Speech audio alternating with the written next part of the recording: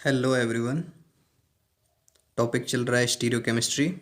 और स्टीरियोकेमिस्ट्री में सबसे पहले हमने बात की मॉलिक्यूलर रिप्रेजेंटेशन की, उसके बाद में सिमेट्री एलिमेंट्स चल रहे हैं हमारे। ठीक है, अगर सिमेट्री एलिमेंट्स में सबसे पहले हमने बात कर चुके हैं एक्सिस ऑफ सिमेट्री की, सेंटर ऑफ सिमेट्री की, प्लेन ऑफ सिमेट्री की।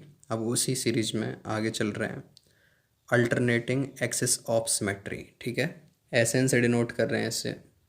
एन किसको रिप्रेजेंट कर रहा है उसकी बात करेंगे अभी। ठीक है, अल्टरनेट एक्सिस ऑफ सिमेट्री का दूसरा नाम भी बोलते हैं हम इम्प्रॉपर एक्सिस ऑफ सिमेट्री। पहले इसकी डेफिनेशन देखते हैं है क्या। ठीक है, फिर एग्जाम्पल के थ्रू समझने की कोशिश करेंगे। तो क्या डेफिनेशन है? It is defined as an imaginary line. ठीक है, जैसे हमने प्लेन ऑफ सिमेट्री में बोला एक इमेजिनरी प्लेन है, उसी तरीके से COS में बोला एक इमेजिनरी लाइन है। तो हर किसी को देखने का अपना अपना एक तरीका है। ठीक है, तो यहाँ कैसे चेक करना है उसकी बात कर रहे हैं हम, फिर एग्जाम्पल से बखूबी समझ में आ जाएगा। It is defined as an imaginary line along which a molecule is rotated। ठीक है, ये इसमें दो काम करने हैं बेसिकली। ठीक है, सबसे पहले क्या करना है? सबसे पहले हमें करना है मॉलिक्यूल का रोटेशन। ठीक है, बाई 360 डिग्री बाई एन, कुछ थीटा एंगल पे या कुछ इस पे, उसकी वैल्यू किसके बराबर है? 360 डिग्री बाई एन। एग्जाम्पल से और समझेंगे। और क्या करना है? सबसे पहले उसके मॉलिक्यूल का रोटेशन करना है and then reflected across a mirror. ठीक है, उसके बाद उसकी मिरर इमेज देखनी है हमें। और मिरर रखना कहाँ पे है? Kept perpendicular to the initial line. जो हमने इमेजिनरी लाइन मानी थी उसके परपेंडिकुलर हमें क्या रखना है? एक मिरर रखना है। ठीक है, और वहाँ से मिरर इमेज चेक करनी है। ठीक है, if same appearance is obtained then symmetry is called SN, या फिर अल्टरनेटिंग एक्सिस ऑफ सिमेट्री, या फिर इम्प्रॉपर एक्सिस ऑफ सिमेट्री। बात समझ में आई?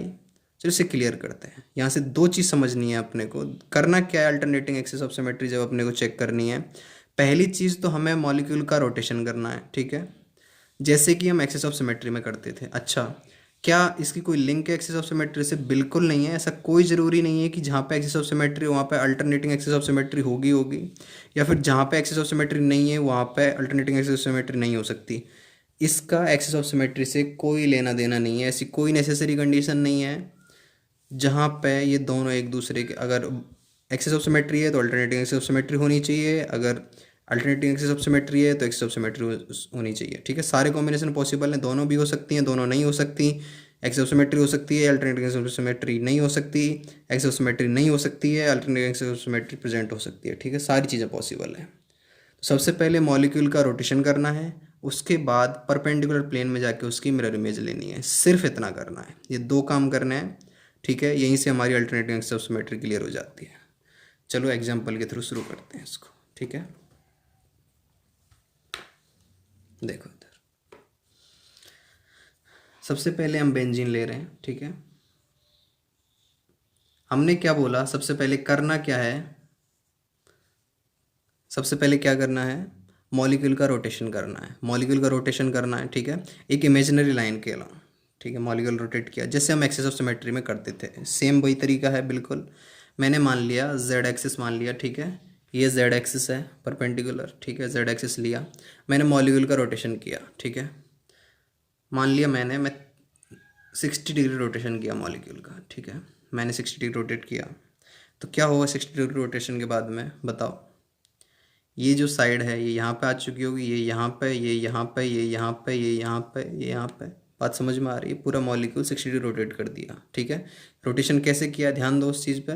मैंने किस एक्सिस को लिया है? मैंने इस परपेंडिकुलर ये Z एक्सिस लिया है। ठीक है, बात समझ में आ रही है? और इस मॉलिक्यूल को ऐसे रोटेट किया है, 60 डिग्री रोटेट किया। कोई दिक्कत है? नहीं। ठीक है, फिर नई स्ट्रक्चर कैसी बनी? ऐसी बनी होगी। बस फ़र्क क्या आ गया? अगर मैं इनको डिनोट कर दूँ, ये H1 है, यहाँ पे 2 है, ये 3 है, ये 4 है, ये 5 है, ये 6 है, ये सब थे। और मैंने अगर 60 डिग्री रोटेट कर दिया तो नई जो स्ट्रक्चर बनी है वो कुछ ऐसी बनी होगी। समझ पा रहे हैं हम? ठीक है, कौन कहाँ आ चुका है? यहाँ पे 2 आ चुका है, यहाँ पे 1 जा चुका है। ठीक है, हर कोई एक एक प्लेस, 3 4 5 6। ठीक है, हमने ऐसे रोटेट किया उसको। बात समझ में आ रही? परपेंडिकुलर। अब हम क्या कर रहे हैं? अब हमें क्या करना है बेसिकली कि जिस लाइन के अलोंग रोटेशन किया है उसके परपेंडिकुलर प्लेन में एक मिरर रखना है और मिरर इमेज देखनी है। तो ये हमारी क्या थी, जेड एक्सिस था, समझ में आ रही है बात, ये जेड एक्सिस है। तो परपेंडिकुलर प्लेन क्या होगा, ये एक्स वाई प्लेन होगा। मतलब ये जो जो बोर्ड वाला है इसके जस्ट नीचे ही मेरे को एक प्लेन सेट कर देना है। बात समझ में आई। जस्ट नीचे ही मेरे को प्लेन सेट किया मैंने, तो मेरे को बनने वाली स्ट्रक्चर जो दिखी, बिल्कुल ठीक है, क्या दिखा, ऐसी ही स्ट्रक्चर दिखी है एग्जैक्ट, ठीक है। लेकिन ये स्ट्रक्चर है नहीं। देखो हमें दिखा क्या, अगर मैं इसमें प्लेन सेट किया है तो 1 2 6 5 4 3 ये दिखा, ठीक है। तो हमें क्या दिखी, इनडिस्टिंग्विशेबल स्ट्रक्चर, ठीक है, या फिर बोल सकते हैं इक्विवेलेंट स्ट्रक्चर अपने को मिली। बात समझ में आ रही है। तो यहाँ पे और तो कौन सी alternating axis of symmetry represent होगी, 360/n, ठीक है।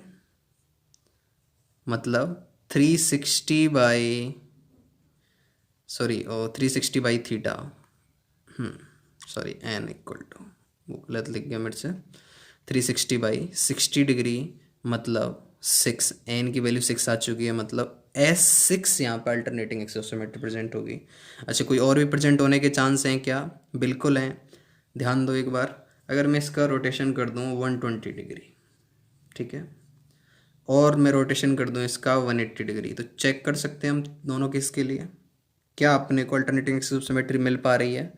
ध्यान दो, अगर मैं 120 डिग्री इसका रोटेशन कर दूँ, ठीक है, 120 डिग्री रोटेशन करने के बाद में क्या होगा, मैं इसको यहाँ बता देता हूँ, ठीक है। 120 डिग्री रोटेशन के बाद में क्या होगा बताओ एक बार। इसको हमने 120 डिग्री रोटेट कर दिया, ठीक है, वही सेम जेड एक्सिस के अलॉन्ग ही, ठीक है। तो क्या होगा, कुछ मॉलिक्यूल ऐसे बन जाएगा, ठीक है, जहाँ पे 3, ये 1 आ चुका है, ठीक है, यहाँ पे 5 आ चुका है। बात समझ में आ रही है, मॉलिक्यूल इस तरीके से आ चुका है,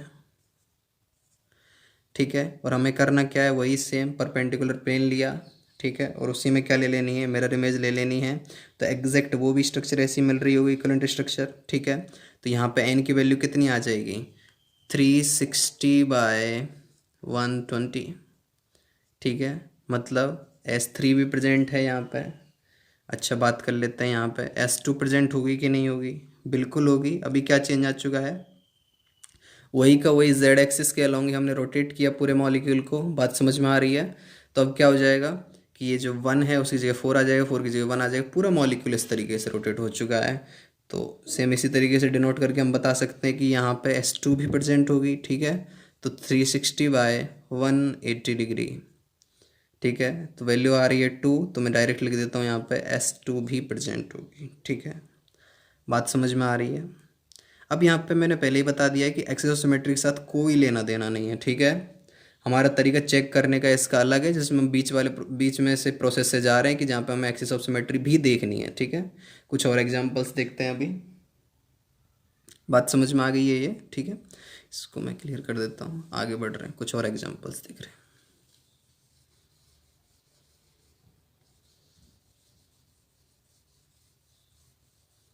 ठीक। अब देखो,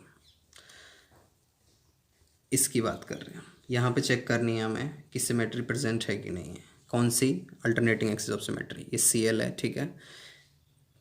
हमें सारे एक्सिस देखने हैं। तो यहाँ पे पहले एक बात बताओ कि अगर एक्सिस ऑफ सिमेट्री प्रेजेंट है कि नहीं। एक्सिस ऑफ सिमेट्री के लिए क्या तरीका बताया था मैंने, कि एक्सिस लिया, ठीक है, और परपेंडिकुलर प्लेन में रोटेट कर दिया, बात खत्म। यहाँ पे ये एक्सिस लिया मैंने, ठीक है, वाई एक्सिस जो है, ये वाई एक्सिस लिया हमने, ठीक है, इसको परपेंडिकुलर प्लेन में रोटेट कर दिया, तो एग्जैक्ट यही बन जाएगी, सिर्फ फेस चेंज हो चुका होगा इसका, ठीक है। भाई ये अगर वाई एक्सिस है, इस प्लेन में अगर मैं रोटेट करूँ, बात समझ में आ रही है, इस प्लेन में अगर मैं रोटेट करूँ तो मॉलिक्यूल इस तरीके से रोटेट हो चुका होगा पूरा का पूरा, ठीक है। यहाँ पे एक्सिस ऑफ सिमेट्री तो प्रेजेंट है, लेकिन बताओ कि क्या alternating axis of symmetry present होगी, नहीं होगी। क्यों नहीं होगी, कि जब हमने इसका प्लेन लेके बनाया, मतलब इसको अगर रोटेट किया मैंने 180 डिग्री, तो ये स्ट्रक्चर बनी है 180 डिग्री के बाद में, यही सेम फेस चेंज होने के बाद बनी है। अभी क्या करना है, हमें इसका मिरर इमेज भी लेना है। उसके लिए क्या करा है, अभी परपेंडिकुलर प्लेन ये वाला हो जाएगा, ठीक है, क्योंकि ये अगर बाई है तो जेड एक्स प्लेन जो होगा वो परपेंडिकुलर प्लेन होगा, इसमें इसकी मिरर इमेज लेनी पड़ेगी। तो इसमें इसकी मिरर इमेज कैसे आएगी, ध्यान दो। अभी Cl इस तरीके से, ये इसकी मिरर इमेज है, ठीक है। तो मिरर इमेज इस तरीके से होगी इसकी। अब बताओ क्या ये इक्विवेलेंट स्ट्रक्चर हैं एक दूसरे की? नहीं हैं। तो यहाँ पे alternating axis of symmetry present नहीं होगी। बात समझ में आ रही है? कुछ और एग्जांपल देखते हैं आगे, ठीक है। यहाँ बताओ, यहाँ पे देखने से आइडिया लग रहा है कि अगर मैं इसको ऐसे रोटेट करूँगा इस एक्सिस के अलॉन्ग 180 डिग्री, ठीक है, तो ये CL इसकी जगह चला जाएगा, इसकी जगह चला जाएगा, तो इक्विवेलेंट स्ट्रक्चर अपने को मिल पा रही होगी। तो मतलब यहाँ पे एक्सिस ऑफ सिमेट्री तो प्रेजेंट होगी। क्या alternating axis of symmetry present होगी यहाँ पे? तो कैसे पता लगाएंगे? क्या करना है, आप प्लेन कौन सा लेंगे परपेंडिकुलर? ये वाला प्लेन लेंगे। बात समझ में आ रही है? ये वाला प्लेन लेना पड़ेगा। इस प्लेन में मिरर इमेज अगर हम लगा दें, इस प्लेन में अगर मिरर इमेज देखें तो सेम क्या ये मिल पाएगी? नहीं मिल पाएगी, ठीक है। सेम स्ट्रक्चर बना के देखेंगे, हमें ये स्ट्रक्चर नहीं मिल पाएगी। समझ पा रहे हैं हम इस चीज़ को? हमें क्या चाहिए? इक्विवेलेंट स्ट्रक्चर मिलनी चाहिए। कब? जब हमने रोटेशन किया है उसके बाद में हमने जिस लाइन के अलॉन्ग रोटेशन किया है उसके परपेंडिकुलर प्लेन में हमें एक मिरर रखना है और उसमें मिरर इमेज देखनी है। चलो इसकी बात कर लेते हैं।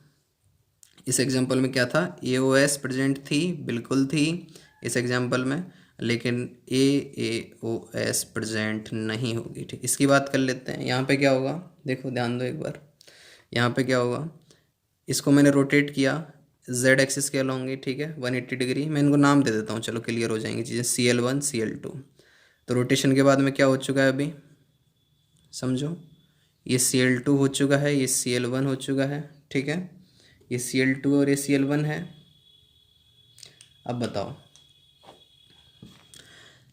ये रोटेशन कर दिया, अभी मिरर इमेज लेना है। मिरर इमेज कौन सा है? इसी प्लेन में, परपेंडिकुलर प्लेन में लेना है, ठीक है। तो क्या हो जाएगी? नहीं, मिरर इमेज लेने के बाद भी जो स्ट्रक्चर बनेगी वो क्या हो जाएगी? ये स्ट्रक्चर बन रही होगी। CL2 ये हो गया, ये CL1 हो गया, ठीक है। बात समझ में आ रही है? यहाँ पे समझ पा रहे हैं? तो क्या होगी यहाँ पे? AOS प्रेजेंट होगी, बिल्कुल होगी, ठीक है। चलो अब इस एग्जांपल को देखते हैं एक बार। यहाँ क्या किया हमने, ये Z एक्सिस के अलॉन्ग पहले रोटेशन किया, रोटेशन किया तो फिर नई स्ट्रक्चर क्या बनी रोटेशन के बाद में, ठीक है। 180 डिग्री का रोटेशन किया मैंने, रोटेशन के बाद में स्ट्रक्चर क्या बनी है इस तरीके से। रोटेशन करने के बाद में यहाँ पे H आ चुका है, यहाँ पे CL आ चुका है, यहाँ पे CL है, यहाँ पे H है, यहाँ पे H है, यहाँ पे ME है, यहाँ पे ME है, यहाँ पे H है। मैंने Z एक्सिस लिया, Z एक्सिस के अबाउट रोटेशन किया 180 डिग्री, ठीक है। ये स्ट्रक्चर बन चुकी है। अब अगर हमें बताना है कि यहाँ पे क्या करना पड़ेगा, हमें मिरर इमेज लेनी पड़ेगी, बिल्कुल लेनी पड़ेगी साहब। कहाँ पे लेनी पड़ेगी? परपेंडिकुलर प्लेन में लेनी पड़ेगी, ठीक है। तो कैसे ली जाएगी बता देते हैं। परपेंडिकुलर प्लेन में मिरर इमेज कैसे ली जाएगी बताओ? कौन सा प्लेन लेना है जिसमें मिरर इमेज लेनी है? Z एक्सिस के अलॉन्ग रोटेशन किया है, ठीक है।